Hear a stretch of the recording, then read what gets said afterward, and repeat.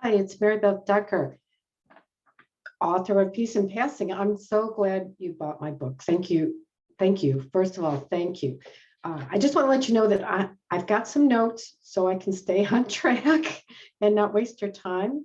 But I wanted to talk about some of the things that are in my book. And I want to help you navigate the last leg of your beloved animal's life.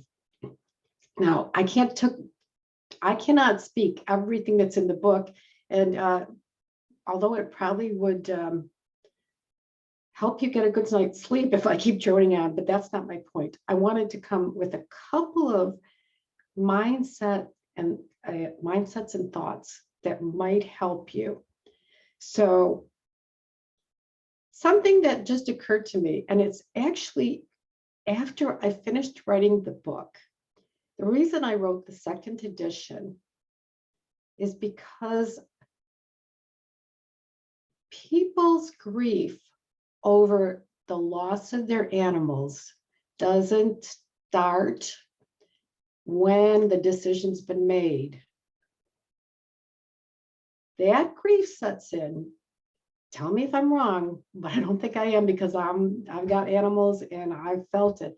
As soon as we get that first inkling that they're slowing down, that they can't do the things that just brought joy to them, and or they get a diagnosis that is a dire diagnosis.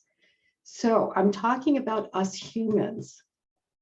Our grief, it starts there, because then we know, oh, we know where this is heading. All right. And that's why I've expanded it from the original book, which was more or less very close to the transition, through the transition, a little bit behind, to what do we do when we realize that there's an end in sight? We don't know when it is, but we don't have the puppy that we had, or whatever it is, or you fill in the blank. You know who I'm talking about. And one of the things I was thinking of was a quote that I wrote for one of my blogs, which is, now is never the right time to lose an animal. So we look to stave it off as long as we can, keep them happy, keep them healthy. We really work hard, and yet we are also working hard to either, so I'm talking from personal experience, you kind of cover the grief up, or like, well, not so bad, or we get bouts of it, but the grief is there.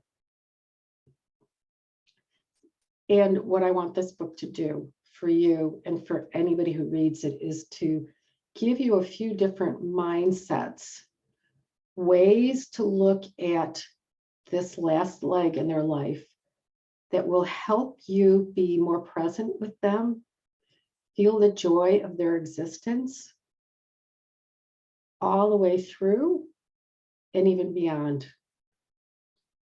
We can't take the grief away. Grief shows that we care deeply. We do not grieve for those we do not care about. There may be exceptions. I haven't met them yet. Okay, so I'm going to check down in my notes here. So here's one that I'd like to start with. I got this phrase from Monty Python, a comedy group that I dearly love, and but I'm taking it out of their context, which was during somewhere in England in probably the 10th century. The guy saying, "I'm not dead yet." Okay. So this is one of the things I'd like you to think about as you start to feel the sadness creeping in. You acknowledge it, right? You know it's there, but you think that your animal says to you, "I'm not dead yet. I'm not dead yet. I'm right here. I'm right here. Okay, I can't do everything. I'm a little bit befuddled by this, or there is some pain, but I'm not dead yet. And that could help you just shift back into like right now, they're with us. The other thing I want to point out is they didn't get that diagnosis. They have no attachment at this point to, oh no, I've got, which was what we humans do. We have knowledge, we have memories, we know. So that sadness of the diagnosis, that's us. And again, I don't want you to cover it up. I just want you to like a small child who's sad, say, I know it's really tough, but she's not dead yet. He's not dead yet. And so we're going to enjoy every single day we have with them. We're going to look for ways to keep their lives happy and to be a part of their life in as happy a way as we can be.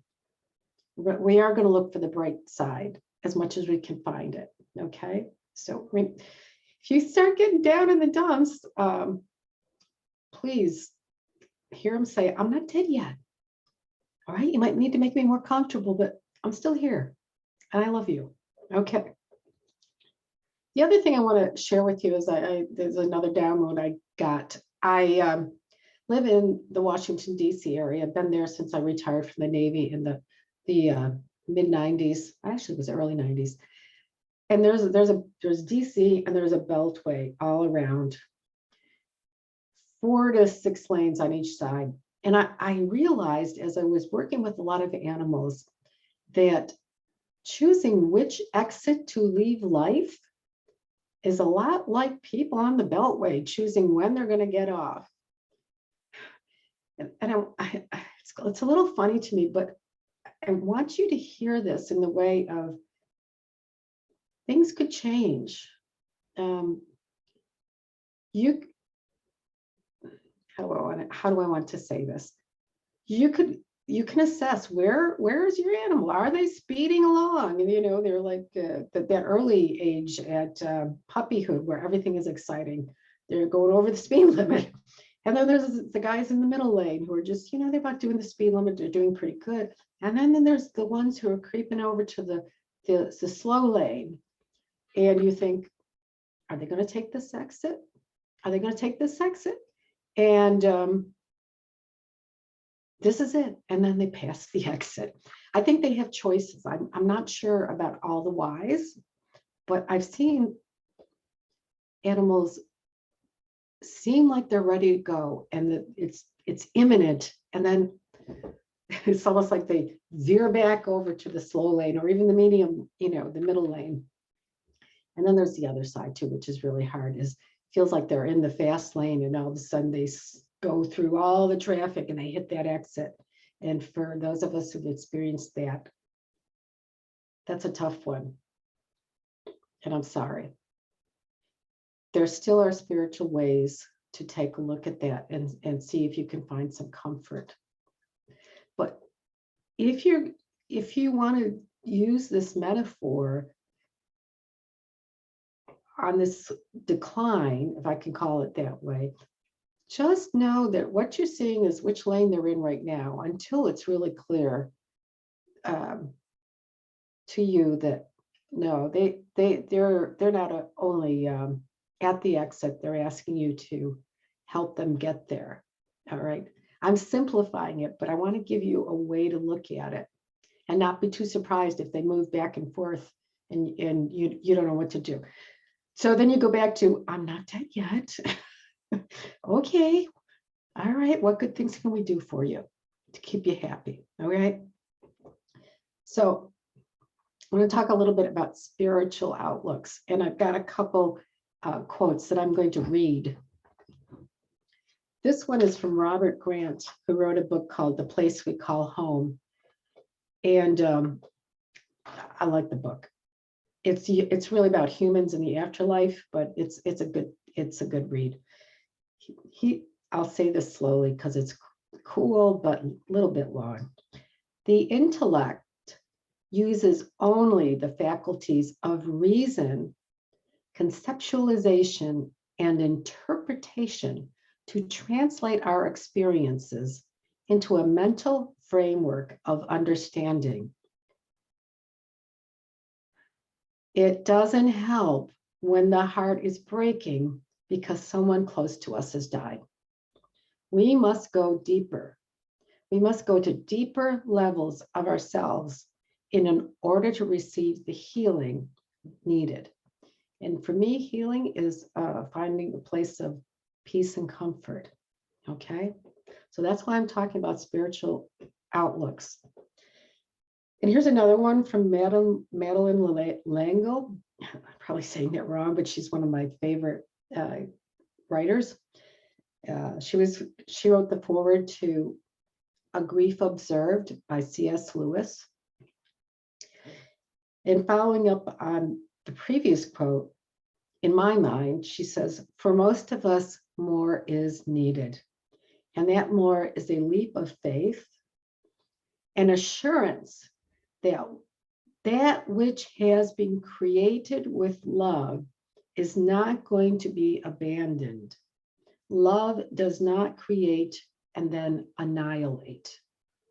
I'm going to say that last part again, because that is where I get my solace, my peace. The assurance that that which has been created with love is not going to be abandoned. Love does not create and then annihilate. So from that, I'm going to tell you from my experience, 2 ways to look at your animals passing or any loved one's passings, but particularly our animals, because there's a lot of different thoughts around them when they pass. I have personally experienced that their spirit, if you want to call it the soul, survives the death of their body. When my animals first started coming to me later in life, they were animals that had passed. And I have checked in with so many animals. They've got the personality. They're all there. They have things to say. They're doing stuff, and they are alive in the spirit, or the spirit world. Okay, that's all I can call it. So without the physical body, they still exist.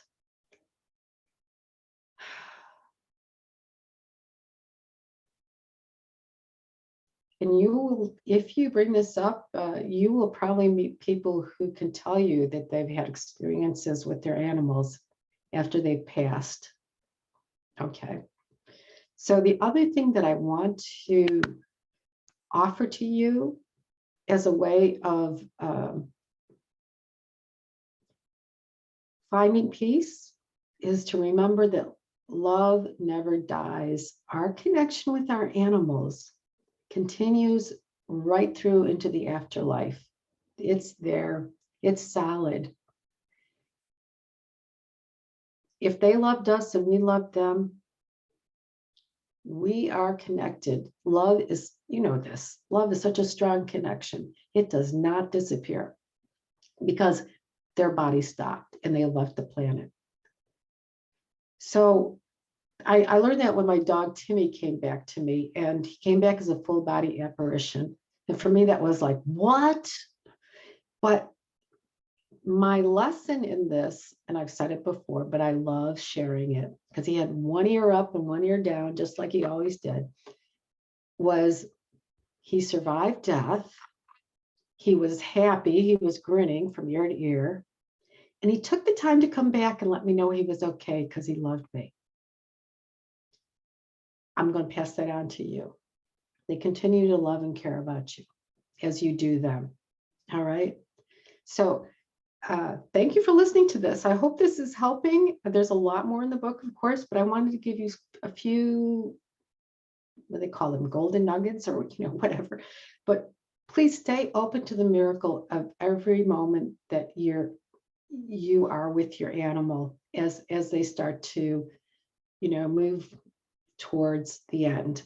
And if they've passed, start to remember the connection and the joy of what they brought to your life, and remember the joy and love, and you'll feel the stronger connection with them. Okay. All right. I hope this helps you, and I do hope you get to read the book and